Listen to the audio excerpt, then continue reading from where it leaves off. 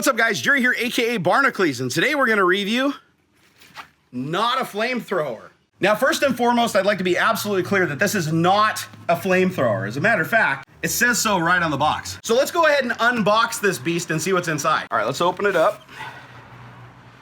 All right, the first thing I notice is, wow, is that a $5 bill? That is. There is a $5 bill. You're a not so boring customer. The lawyers have spoken. Due to shipping restrictions, we can't mail your glorious propane fuel. To make up for it, we've included some cold hard cash so that you can stroll down to your local store and stock up on some nice C3 H8. All right, I have to point out, we did have to buy our own fuel. More specifically, Zachariah, the person who owns said not a flamethrower, had to buy this fuel. And he told me it actually cost more than $5 with tax, so Elon Musk, we're gonna need a little bit more money. You'll be looking for 14.1 ounce, 400 gram propane cylinders, which is about 11 inches high and 3 inches wide. Common brands include, what is this, Burns-O-Matic, Worthingtons, Rothenberger, Ghost Systems, or Today's Tools, and are available at most hardware and automotive stores. Love, the Boring Company. Also, on the inside lid of the box here, it looks like we have a breakaway diagram all numbered. It says we got, let's see, a nozzle, a boring logo. That's funny, they actually indexed the logo. You got an ignition switch, propane tank, which you see they did a dotted outline so that you know it didn't come with it. Fuel bracket, idle knob, I don't even know what the hell that does. I guess we'll have to read the instructions. Got a regulator, a trigger, a shoulder rest, and an ergonomic palm placement. All right.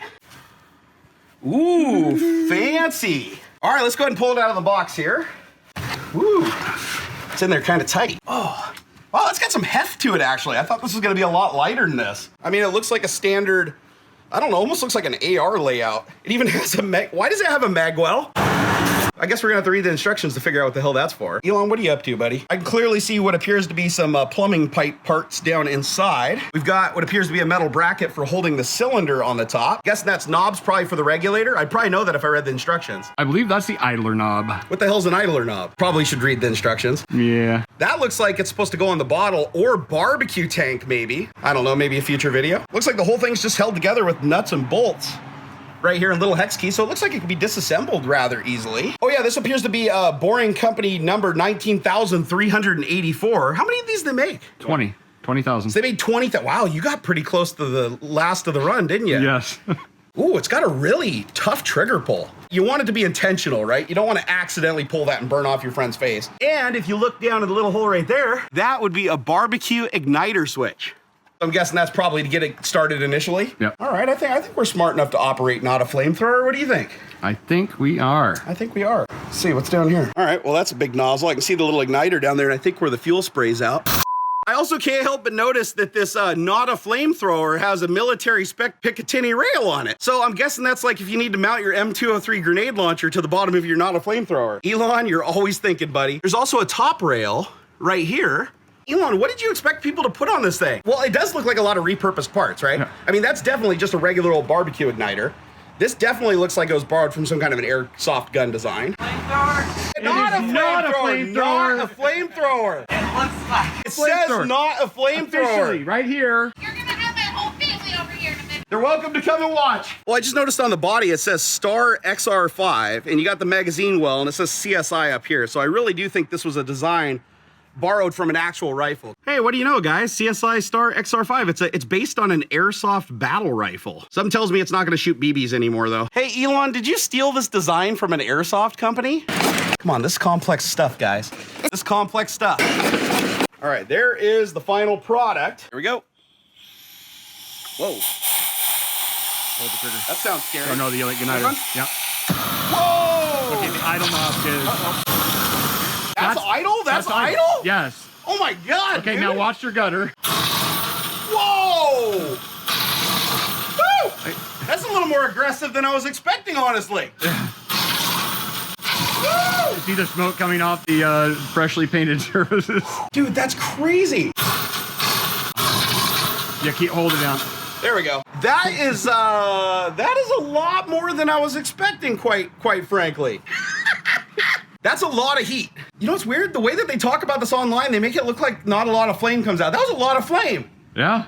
And it was a lot of heat, like the radiant heat. Did you see me cringing? Yeah. Like that, even shooting it straight up in the air, that was I felt it here. Okay, so the idler, just the idler lighting the thing was as much flame as I thought came out of this thing when you're pulling the trigger. We might want to move that way. Now I'll roll the dice. Just to let you guys know, if you are gonna operate something like this, make sure that you do it a safe distance from a gas regulator and a full generator of fuel. We are at least 3.5 feet away from these things while conducting these tests, so please be safe. This is absolutely, that's kind of like frightening. Yeah. Dude, that is so much more than I was expecting out of this. What about you? That was way more than I was expecting because I saw the video in his office. Yeah. I literally thought, like when you saw it first firing, did you think that was just the idler mode or did you think that was it like going full blast? Well, I knew that the idler, I thought it was more than what it was supposed to be putting on an idle. Like, yeah, but you know what? The only way to truly test this is to burn some stuff though. Let's cook some stuff. Oh, cook some stuff with this, not a flamethrower. No, but we're not doing it for entertainment purposes, not for eating. Yeah. This isn't for eating. This is for entertainment purposes. Yeah. And anything that we're destroying is purely CGI and not hurting the environment in any way, shape, or form. We're recreating. It's just recreating. All right, guys, let's burn some stuff.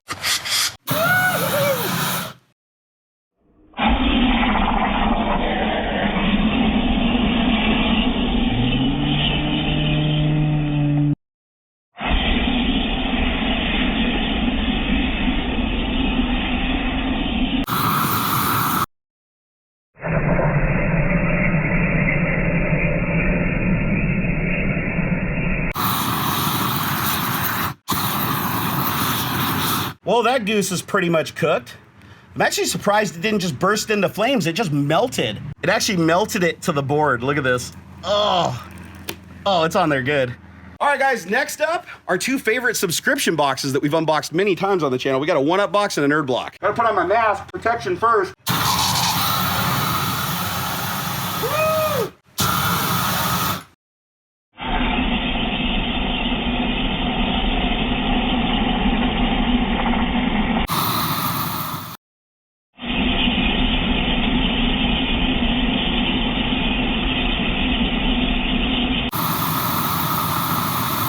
Perfect. Oh, she's crispy. Look at that. You can see inside. Look. Oh, dude, everything's like catching now. Look at this. Uh-oh.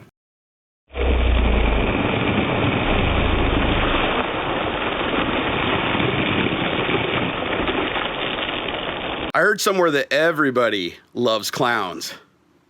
Let's set it on fire.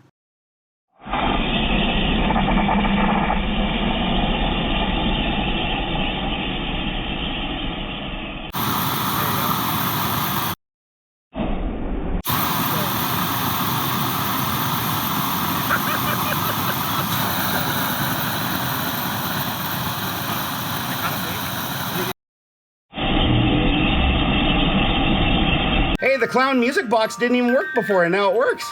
So not a flamethrower made not a music box work. All right, so when I was in Las Vegas, I tested out my Nanook case by throwing it down flights of stairs. I threw it off a building on top of a parking garage, kicked it around, even took a bath with it. You think it'll survive a flamethrower? I don't know, I kind of like these cases, but it's only one way to find out.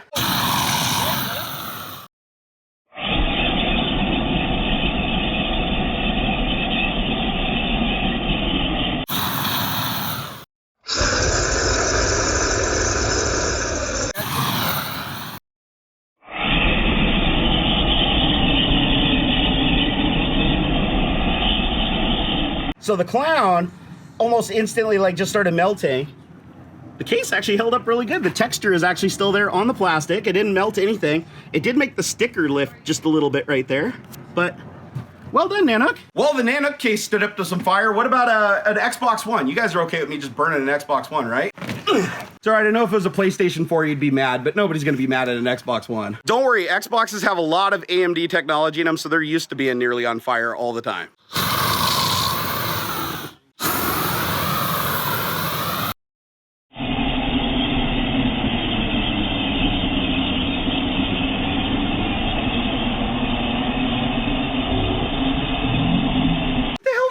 Things out of. Hit it again. Edge to it. There you go. Now. There we go. Catching now. Notice how much slower it's going? Yep.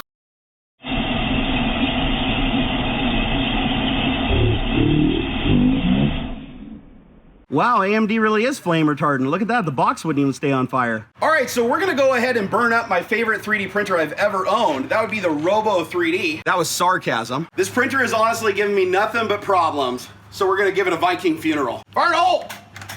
Come on, baby. Oh, there we go. Woo. There we go. Yeah. Die, Robo, die!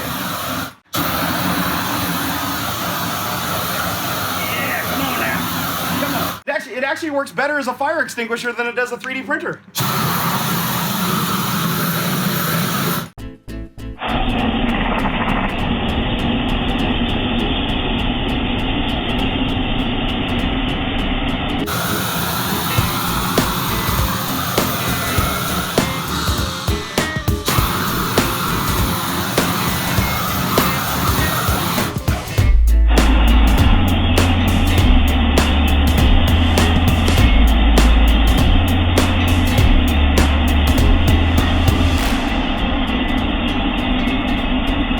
Rest in peace, Robo 3D.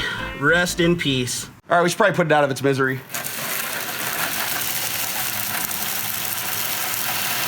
The funny thing is, it probably works better now than when we started. All right, guys, well, I think it's safe to say that this not a flamethrower is absolutely in no way, shape, or form an actual flamethrower. I'd say at best it's like, I don't know, a lighter for your barbecue.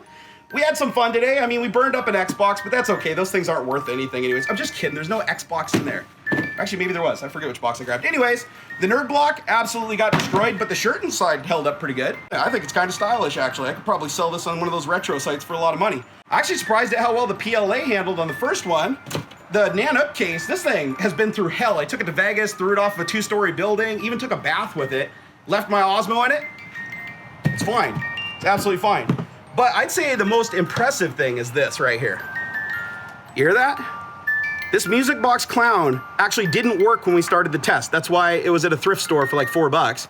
But after setting it on fire, it suddenly works. So flamethrowers can be used for good. I mean, not a flamethrower can be used for good. And the finale, of course, was the 3D printer. Guys, I love 3D printing. I've been doing 3D printing for years, but honestly, that is the most pleasure I've ever got from this particular printer. All right, guys, I hope you enjoyed the video. Leave a comment down below. Hit that like button. Also, come over and join me on my daily live stream on Twitch TV/Barnacules. And who knows, maybe even come over to my Patreon. Check everything down in the video description, including links to Not a Flamethrower. And I'll see you guys next time.